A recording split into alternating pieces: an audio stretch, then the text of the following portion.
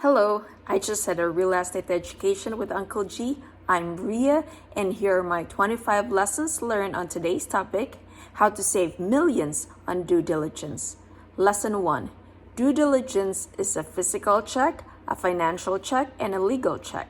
Most of the time, people spend a lot of time with physical check. We have to do all three: physical, financial, and legal check. Second, if you do your thorough due diligence before you even get the deal, you will never get the chance to do a thorough due diligence because they're not going to put it under contract. Number 3, the timing of your due diligence is critical. Doing too much due diligence, being too negative about the property before you even get it, sellers will not put it under contract. Number 4, typically a due diligence on a property with 100 units is going to cost you $25 per unit. If you add up legal on a 100 units, you will be paying $50,000 to $100,000 legal and due diligence combined. Fifth, you need to know that you want to buy the property to do all this work. Uncle G did. He started applying for the loan and sent his due diligence team to do the leasing audits, rent roll, and the physical. And he went back to the seller and offered $40 million. Uncle G asked for a credit for the roof only until he was done with his financial audit. The $850,000 for the roof repair was a physical audit. Sixth lesson, and where you save the real money is on the financial audit. Financial audit is, I got 100 units and you told me they were 95% full. And you told me that the net operating income on the deal was $2 million. And you said that we were trading for a 5.5% cap rate. Seventh, none of this matters if we don't love the asset. If we don't love the asset, why would we spend time, money, energy on the legal? That's why many of us never get a deal because we do not love the asset. So we try to steal the asset. Eighth lesson, if the seller's side lies once or twice, there is never one lie. Ninth lesson, that is why Uncle G asks the same question so many times over and over to a broker. Anybody living in the property that doesn't belong in the property and not paying on the property? Am I going to find out anything in the audit? These are just some of the questions that Uncle G would ask the broker. 10th, be aware of the whole thing. 11, the seller will ask you, are you good with this price? Are you going to close the deal? Are you going to retrade me? Retrade means you go back and ask for a better deal from the seller.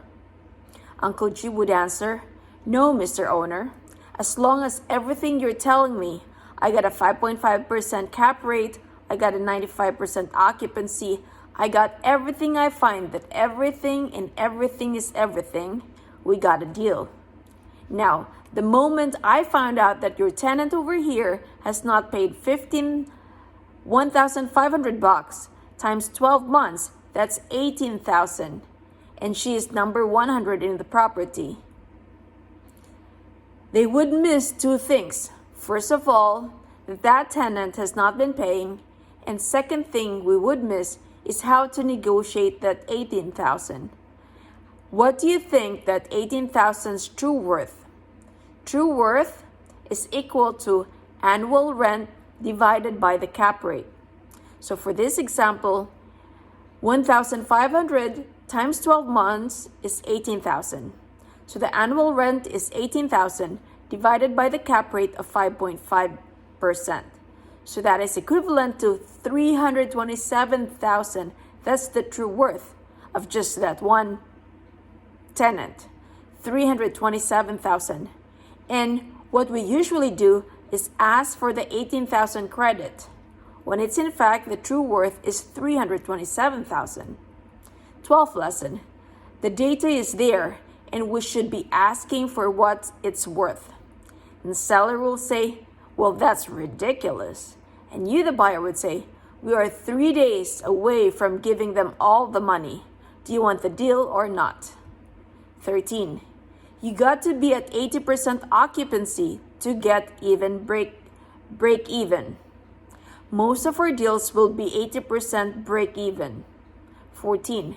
When you get up to 90%, there's a little bit of money. When you're between 90 and 100%, it's when you start making your positive cash flow. 16. So that's why these things, first of all, you got to find the right piece of property, because if you break even on a piece of property, you are good if it's a great location in a great market. 17. Why?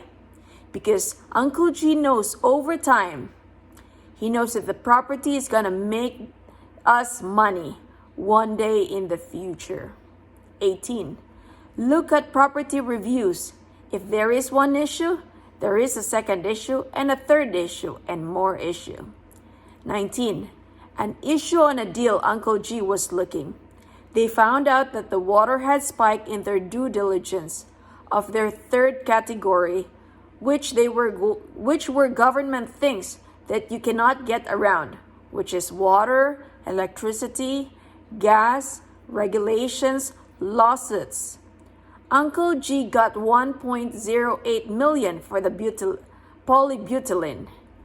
The owner should have fixed this three years before, but they couldn't because the property didn't cash flow, because they didn't know how to manage the property. The owners basically overfunded the deal, and they over-leveraged in a deal back when you could get big loans on these deals. And the owner could never fix the polybutylene. Now the owner ended up paying for the polybutylene. 20th, if you're selling something and it's going to cost somebody something, you are better off spending the money and getting it done than trying to sell it and have the buyers do it because they're gonna ding you for it. Buyers may lose confidence in the deal. Buyers may get in a weaker position on this before closing. Pitch to the seller. Okay, here's how we play the deal. I'm good at the 9 million. I'll pay you the full price. And you need the check at closing for 1.08 million. And by the way, it has nothing to do with me. My lender is requiring this and not me. You can call them if you like. I love plastic. My lender will not let me do a deal with polybutylene. 21. What I renegotiated is what I didn't know about. What I renegotiated is what I didn't know about. Number 22. Deal. 9 unit built in 1985. Selling price is $935,000. So it's $103,888 per unit. Down payment is $235,000 or 25%. Debt is $700,000. Net operating income is $65,000 with a cap rate of 6.9%. How did we get a cap rate of 6.9?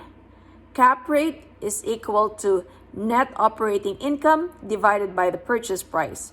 The net operating income for this case is $65,000 divided by the purchase price of $935,000. So that will give us 0.069. Multiply it by 100 to get to a percentage. That's 6.95%. And the operating expenses is $42,000. The average rent per month is $925. To calculate the gross income, it's rent times 12 months times the number of units. So in this case, rent is $925 per month times 12 months times 9 units. The gross income for this deal is $99,900. The seller is saying the operating expense is $34,900. How? Operating expense equals gross income minus net operating income. So in this situation, the gross income is $99,900 minus 65,000 of net operating income. So the seller is saying that his operating expense is for 34,900, or roughly 34%. The debt of 700,000. The debt service rate factor is 0.06 that Uncle G uses. The debt service for this is debt times the rate factor. So that would be 700,000 times 0.06 equals to 42,000. For the cash flow is net operating income minus the debt service. In this case, it's 65,000 of net operating income minus 42,000 of debt service will give us a cash flow of 23,000. The cash on cash return on this is cash flow divided by your down payment, which is 23,000 of cash flow divided by 235,000 of down payment is equal to 0.097 times 100 to get to a percentage. So this is 9.78%. So in 10 years, you get your $235,000 down payment back.